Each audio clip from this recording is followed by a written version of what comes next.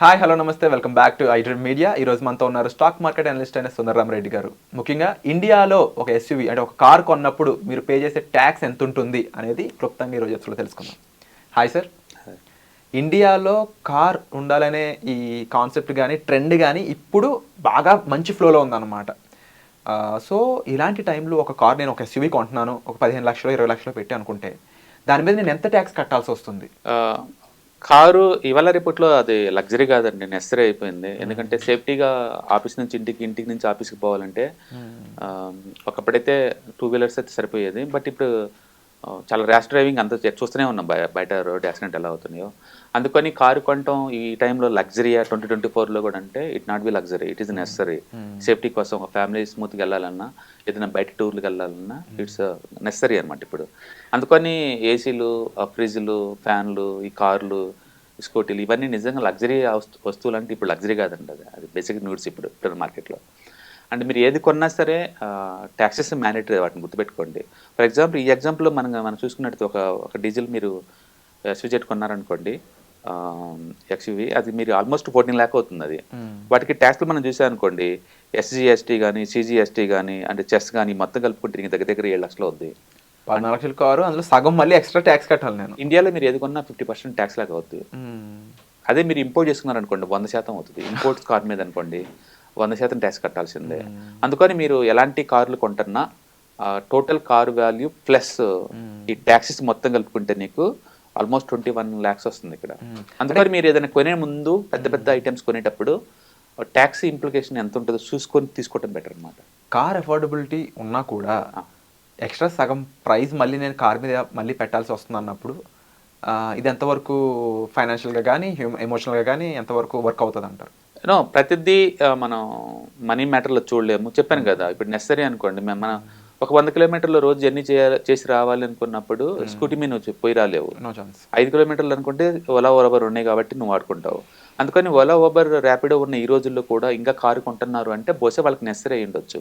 Okay, necessary అన్నప్పుడు తప్పదు, ఇంకా ఆ రేట్ ఇలా ఉంటాయి కాబట్టి. ఓకే, అంటే బెస్ట్ థింగ్ ఏంటంటే ఒక 4-5 నెలల క్రితం 4-5 సంవత్సరాల ముందే ప్లాన్ చేసుకున్నారు అనుకోండి, ఏదైనా మ్యూచువల్ ఫండ్ అలాంటి వాటిలో ఒక 5 lakh పడేసాం అనుకోండి, అవి గ్రో అయిన తర్వాత వాటిని ఎస్డబ్ల్యూపీగా పెట్టేసేసి ఇలాంటి వాటిని ఈఎంఐలా పెట్టుకుని కొనుక్కోవచ్చు అనమాట, తప్పేం లేదు. ట్యాక్స్లు అనేది అది కోర్ ప్రొడక్ట్లో కలిపే ఉంటుందండి, దాన్ని విడిగా చూడమాకండి. అంటే మీరు 4 వెళ్ళి హోటల్లో భోజనం చేశారనుకోండి, 4 కాదు అక్కడ ఉంది 5 అనమాట. ఆ కనిపించినోడు గవర్నమెంట్ వాడు భోజనానికి రాలేదు కాబట్టి వాళ్ళ వాటా నువ్వు జిఎస్టీ రూపంలో కట్టాలి. అంటే దీని గురించి ఆల్రెడీ సోషల్ మీడియాలో కానీ కొన్ని కాన్ఫరెన్స్ లో ఒక మాట వస్తుంది, స్లీపింగ్ పార్ట్నర్. తెలియకుండానే మనతో పాటు ట్రావెల్ చేస్తున్న ఒక మనిషి. అవును, అది గవర్నమెంట్ స్లీపింగ్ పార్ట్నర్ యావరేజ్ మీద ప్రతి వ్యక్తి జీవితంలో ఒక 40 to 50% దాకా ఉంటాయి, అన్ని కలుపుకుంటే, అన్ని ట్యాక్స్లు కలుపుకుంటే. ఫర్ ఎగ్జాంపుల్ ఇప్పుడు కంపెనీ పాయింట్ ఆఫ్ మనం చూసాం అనుకోండి, రిలయన్స్ ఉందనుకోండి, సంవత్సరానికి ఆల్మోస్ట్ ఒక 70,000 కోట్లు సంపాదిస్తుంది. అందులో కార్పొరేట్ ట్యాక్స్ గవర్నమెంట్కి వాళ్ళు 23% కట్టాలి. అవి కట్టంగా డబ్బు మిగిలిపోయింది అనుకోండి, వాటిని డివిడెండ్ రూపంలో పంచుతారు షేర్ హోల్డర్స్ అందరికి.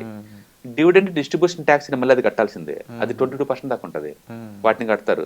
కట్టిన తర్వాత వచ్చే డబ్బులతో నువ్వు లైఫ్ని ఎంజాయ్ చేద్దాం అనుకున్నావు అనుకోండి, మళ్ళీ 18% జిఎస్టీ కట్టాలా. అంటే అక్కడ కంపెనీ వాళ్ళకి కార్పొరేట్ ట్యాక్స్ కడుతున్నారు, డివిడెండ్ వచ్చినందుకు నువ్వు ఇన్కమ్ డివిడెండ్ డిస్ట్రిబ్యూషన్ ట్యాక్స్ కడుతున్నావు, ప్లస్ ఆ వచ్చిన డబ్బులు నువ్వు ఏదైనా ఎంజాయ్ చేద్దాం అనుకుంటే మళ్ళీ జిఎస్టీ కట్టాల్సిందే. అందుకని డిఫరెంట్ స్టేజ్ల్లో ట్యాక్స్లు అనేది మామూలు విషయం అనమాట. నువ్వు వద్దనుకుంటే ఫైనాన్స్ కూర్చుండి అంతే. అందుకని ట్యాక్స్లు అనేది కోర్ కాన్సెప్ట్. ఈవెన్ హౌస్ కూడా ఒక 1 crore హౌస్ అనుకున్నాం అనుకోండి, పేరుకి అది 1 crore అండి, దాన్ని మెయింటెనెన్స్ అండ్ పార్కింగ్ ఫీజులు, అసలు అమ్యూనిటీస్ అని చెప్పేసి వాడు 10 రకాల అమ్యూనిటీస్ మొత్తం కలిపి ఒక ప్యాక్ లాగా 10 లక్షలు వేస్తాను నీ మీద. ప్లస్ గవర్నమెంట్కి రిజిస్ట్రేషన్కి వెళ్తాం కాబట్టి అక్కడ ఒక 10 లక్షలు ఉంటుంది, 20 లక్షలు. ప్లస్ ఇంటీరియర్ డెకరేషన్ చేసుకోవాలి కాబట్టి వుడ్ వర్క్ ఏమి ఇవ్వరు కదా, దానికి 20 అవుద్ది. అంటే మీకు 40% దాకా అవుద్ది మళ్ళీ. అంటే ఒక 1 కోటి రూపాయలు ఇల్లు అని చెప్పాడంటే అవతల వాళ్ళు, నీకు ఇంకో 40+ అవుద్ది నీకు గ్యారెంటెడ్గా. అలా చూసుకొని మీరు వెళ్ళాలి తప్ప నాకు ట్యాక్స్లు వద్దు అంటే కుదరదు అక్కడ. అవి దాంట్లో పార్ట్ అనమాట అవన్నీ. సో ప్రొడక్ట్ మీద ట్యాక్సేషన్ అనేది మనం తగ్గించలేని పరిస్థితి. అవి తగ్గించలేవు. నువ్వు వద్దనుకుంటే రెంట్ కొనండి అంతే. ఓలా ఓబర్ తీసుకోండి, కార్ వద్దా ఓలా ఓబర్లో తీసుకొని జర్నీ చేసుకోండి, ఇల్లు వద్దా రెంట్ తీసుకొని స్టే చేయండి, ఇంకా ఆప్షన్ లేదు ఇందులో. వాటికైతే ఈ ట్యాక్స్ కట్టే పని లేదు. అఫోర్డబిలిటీ పెంచుకోవడం ఎలా అంటే అంతే. నేను చెప్పాను కదా, మీరు ముందే ఒక 4-5 years ముందే ప్లాన్ చేసుకున్నాను అనుకో, కారు కొందామన్నా ఒక ఇల్లు కొందామన్నా ఒక 10-15 years ముందే ప్లాన్ చేసుకోవడం ద్వారా మనం ఆర్గనైజ్ చేసుకోవచ్చు. నువ్వు అలా ఆర్గనైజర్ చేసుకున్నా సరే ఇన్కమ్ పెంచుకోవచ్చేమో కానీ ఈ ట్యాక్స్ తప్పించుకోలేవు కదా. ట్యాక్స్ అనేది ఇంకా కట్టాల్సింది. అందుకని ప్లాన్డ్గా ఉండాలి ప్రతి. అందుకనే లైఫ్లో ప్రతి స్టేజ్లో ప్రతి ఈవెంట్కి నువ్వు ముందే ప్లాన్ చేసుకోవాలా. 25 to 30 ఏజ్లో మ్యారేజ్ చేసుకుంటాం, సడన్గా వచ్చిందేం కాదు మ్యారేజ్. మ్యారేజ్ అయిన తర్వాత గోల్డ్ ఒక 5 lakh, మ్యారేజ్కి ఎక్స్పెండిచర్ 10 lakh, 15 lakh దాకా ఈజీగా అయిపోద్ది ఇవాళ రిపీట్లో. నేను ప్లాన్ చేసుకోలేదంటే వర్కౌట్ అవుతుంది కదా, ప్లాన్ చేసుకోవాలి. తర్వాత ఒక 4-5 years కిడ్స్ వస్తారు, కిడ్స్కి ప్లాన్ చేసుకోవాలి. వాళ్ళ ఎడ్యుకేషన్కి, హైయర్ ఎడ్యుకేషన్కి ప్లాన్ చేసుకోవాలి. ఒక ఇల్లు కొనడానికి ప్లాన్ చేసుకోవాలి. ఒక రిటైర్మెంట్కి ప్లాన్ చేసుకోవాలి. ప్రతిదీ ఫైనాన్షియల్ ప్లానింగ్ అయ్యి. అంటే మీరు ఏది కొన్నా సరే ఇట్స్ ప్లానింగ్ అనమాట. ఎవ్రీ మంత్ కూడా మీ డబ్బుల్ని బడ్జెట్లో లెక్కేసుకోవాలి ముందే, స్పెండ్ చేయక ముందే. అందుకని ఒక డిసిప్లైన్ మేనర్లో ఒక బడ్జెటింగ్తో ప్లాన్ చేసుకొని ఇలాంటి వాటి కొనుక్కోవడం ద్వారా ఏంటంటే మనకు అఫోర్డబిలిటీ ఉందా లేదా, తర్వాత ట్రాప్ అవ్వకుండా ఉంటామా లేదా అని మనం చూసుకుంటాం. నీకు కొన్ని ఛాయిస్ 2, ఈఎంఐల ద్వారా ట్రాప్లోకి వెళ్ళిపోతారా, ఈఎంఐలతో గొడవ లేకుండా ఉన్న దాంట్లో ప్లాన్ చేసుకుంటే లైఫ్ ముందుకు వెళ్తారు. 2 ఛాయిస్. ఇటు వెళ్తే ఈఎంఐ కట్టుకుంటే ట్రాప్లోకి వెళ్ళిపోతారు, మోర్ వాళ్ళు కట్టుకుంటూ పోవాలి. ఇటు వెళ్తేనేమో ముందే ప్లాన్ చేసుకున్నారు కాబట్టి ప్రతిదీ ఆర్గనైజర్గా ఉంటుంది కాబట్టి బాగుంటుంది అనమాట. అందుకని టూ మచ్గా ఈ గవర్నమెంట్ మీద మనం కంప్లైంట్ చేసే బదులు ఈ ట్యాక్స్లు అవి అని మొత్తం కాంప్రహెన్సివ్గా మనకి ఎంత కట్టాల్సి వచ్చిందని ముందే ప్లాన్ చేసుకొని ఒక 4-5 years ముందే కనుక మీరు ప్లాన్ చేసుకుంటే మనం తక్కువ రేట్. సపోజ్ ఇప్పుడు ఇక్కడ 20 లక్షలకు ఉంది ఎగ్జాంపుల్ కారు, నాకు నేను 6-7 lakh నేను ప్లాన్ చేసుకుంటాను ఒక 5 years బ్యాక్ చేసుకున్నాను అనుకోండి. 5 lakh మ్యూచువల్ ఫండ్లో పెట్టాను. అది కనుక ఇయర్లీ 20% గ్రో అవుతుంది అనుకోండి, కొంచెం అమౌంట్ పెరగగానే అవి 10 lakh అవ్వగానే అందులో ఉంచి నేను ఎస్డబ్ల్యూకి పెట్టుకుంటాను, లోన్ తీసుకుంటాను కార్ లోన్. టాక్సేషన్ పెరగడం ద్వారా ఫైనాన్షియల్ ఎడ్యుకేట్ అవుతారు జనాలు. ఫైనాన్షియల్ ఎడ్యుకేషన్ అనేది కోర్ పార్ట్ అండి. మీరు ఏ డిసిప్లిన్లో మీరు వెళ్ళండి, మీ డొమైన్ ఇంజనీరింగ్ కావచ్చు, లా కావచ్చు, మెడిసిన్ కావచ్చు, అగ్రికల్చర్ కావచ్చు, మీ డొమైన్ ఏదైనా కావచ్చు, ఎక్కడైనా వర్క్ చేసి ఉండొచ్చు. ఎండ్ ఆఫ్ ది డే మీరు ఎందుకు ఈ వర్క్ చేస్తున్నారు అంటే మనీ కోసం చేస్తున్నారు. ఆ మనీని మీరు ఆర్గనైజ్డ్గా, ప్లాన్డ్గా బడ్జెటింగ్ చేసుకొని ఖర్చు పెట్టకపోతే కష్టం, మీకు ట్రాప్ అయిపోతారు ఈజీగా. అందుకని హౌ టు నీడ్ ప్లానింగ్ అనమాట. ప్రాపర్ ప్లానింగ్ కావాలి, బడ్జెటింగ్ కావాలి, ఈ మనీ ఎక్కడెక్కడ పెడితే ఎలా జనరేట్ చేసేలో కావాలి, అంటే ప్యాసివ్ ఇన్కమ్ మన వర్క్ చేయని ఎలా జనరేట్ అవుతుంది ఐడియా ఉండాలి.